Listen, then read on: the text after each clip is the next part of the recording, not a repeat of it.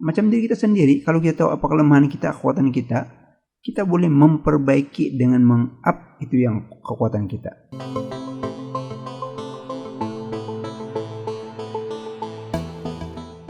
Halo guys, guys, apa kabar semua guys? Kita berjumpa lagi dalam video pada kali ini. Jadi guys, masih ingat ya guys? Kita sedang berada di sini, oke?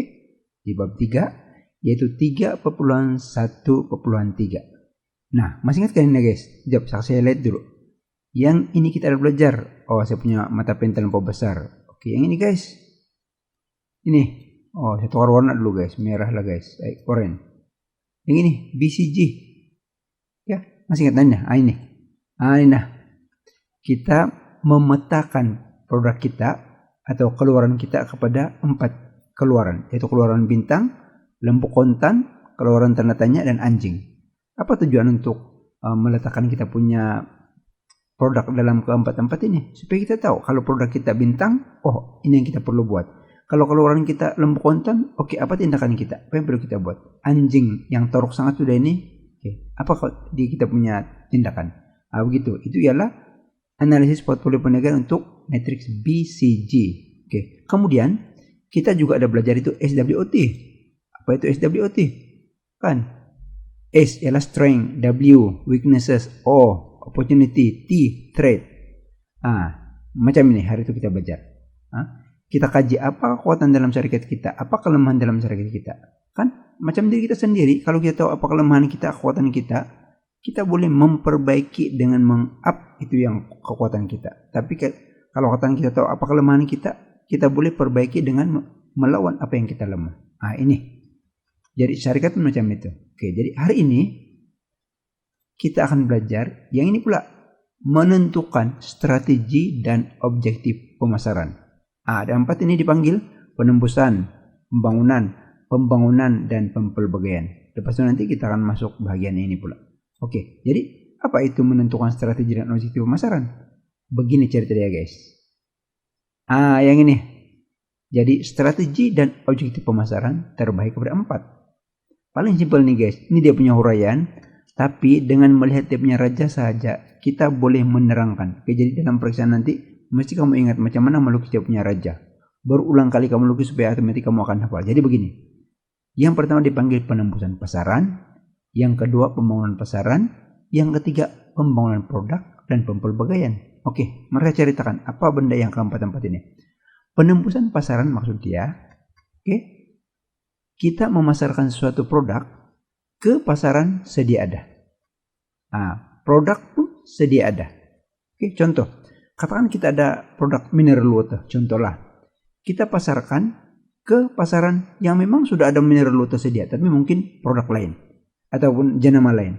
Jadi penembusan pasaran maksudnya ialah memasarkan kategori produk yang sedia ada, yang memang dalam masyarakat itu sudah sedia mineral water, dan kita pasarkan ke pasaran yang di sana pun memang kenal sudah apa itu mineral water. Oke. Yang kedua ialah pembangunan pasaran. Apa itu pembangunan pasaran? Kategori produk dia sedia ada. Sudah sedia itu produk. Oke. Contohlah, katakanlah kita ada mineral water tadi. Dan kita cari satu tempat yang memang belum pernah ada mineral water. Mungkin di kawasan yang baru membangun. Diorang belum kenal apa itu mineral water. Oke. Jadi, pasaran baru. Oke, jadi pembangunan pasaran maksud dia memasarkan produk yang sedia ada ke pasaran yang baru. Jadi dipanggil pembangunan pasaran.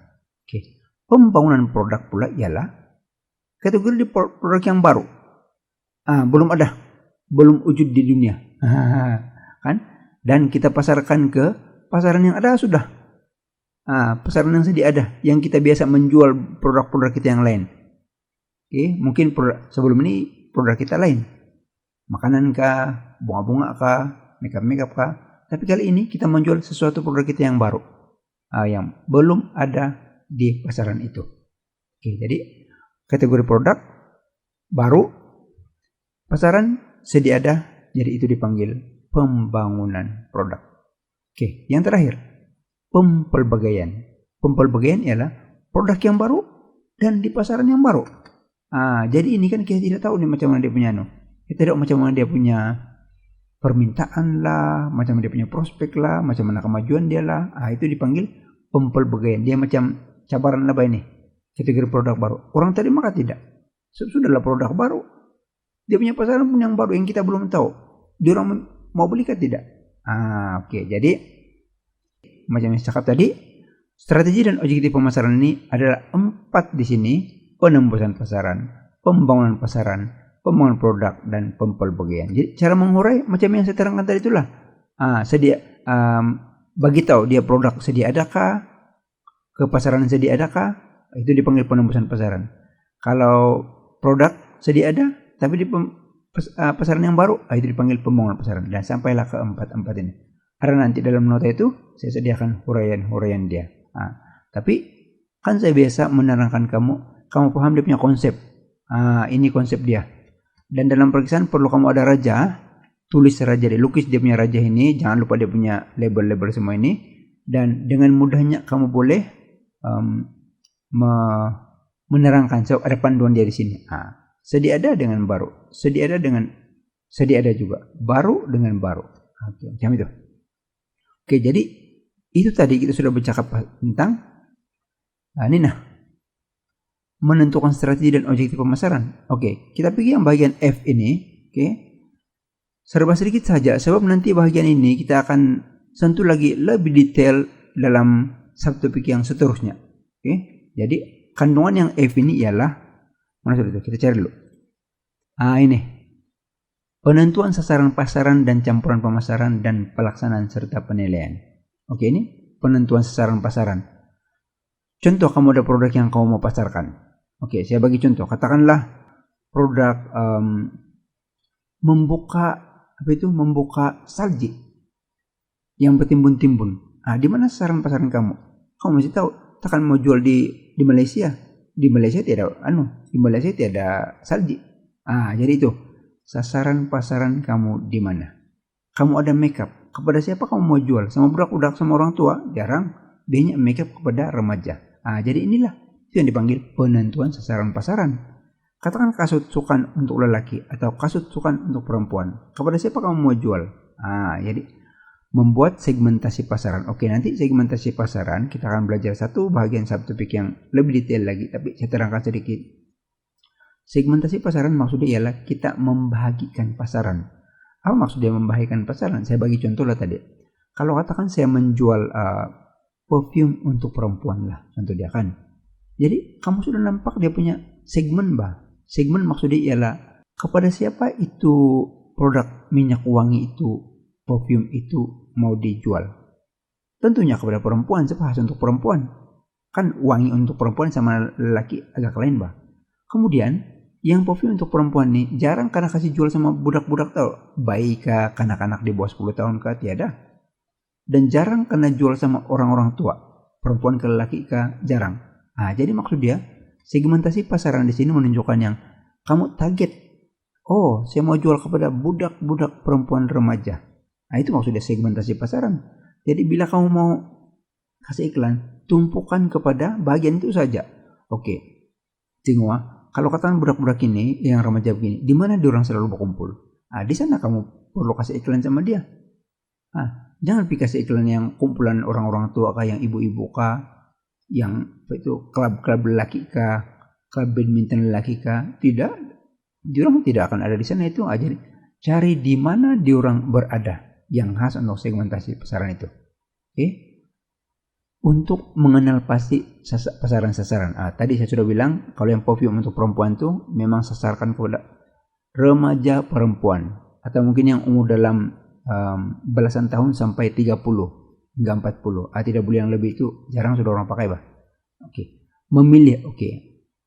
Tadi kan saya bilang kanak-kanak, dewasa, remaja lelaki, remaja perempuan. Jadi kamu pilih, saya mau kasih pasaran ini bagian perempuan saja. Sebab dia perfume perempuan. Bagi suatu produk merancang strategi pemasaran. Macam tadi lah saya bilang, strategi pemasaran ialah di mana kita mau kasih iklan.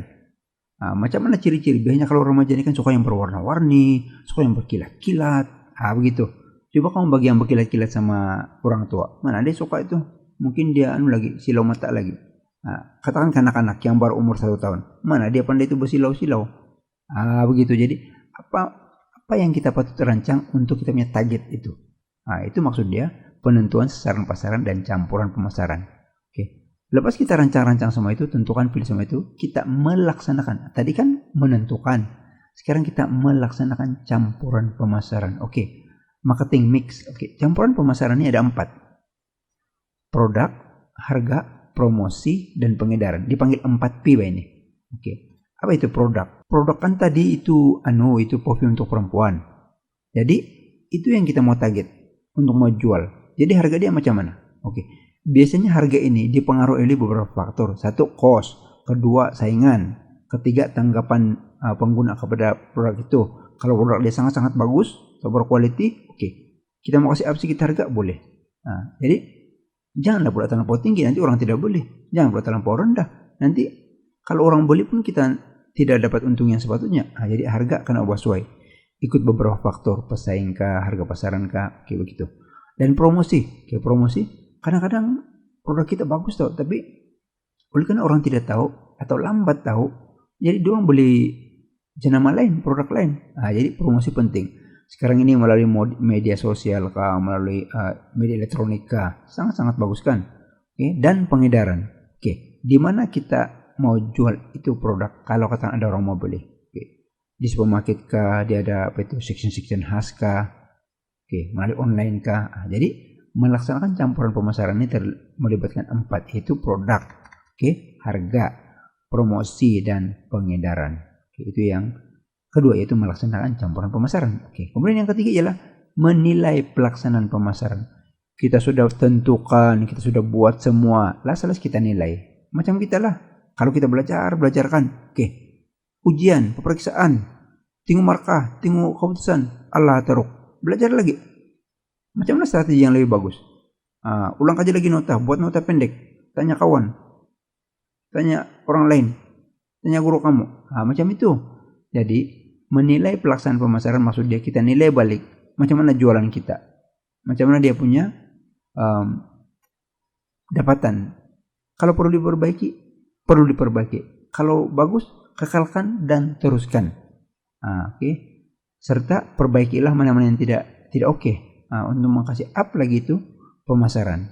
Jadi dalam bagian ini penentuan sasaran pasaran ini dan campuran pemasaran ini saja 3. 1, 2, 3.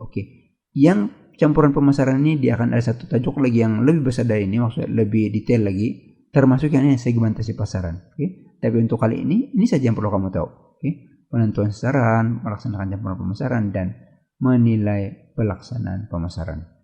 Nah, guys, jadi next nanti kita akan masuk yang ini 3.2 dan gelagat pengguna. Tapi bukan hari ini.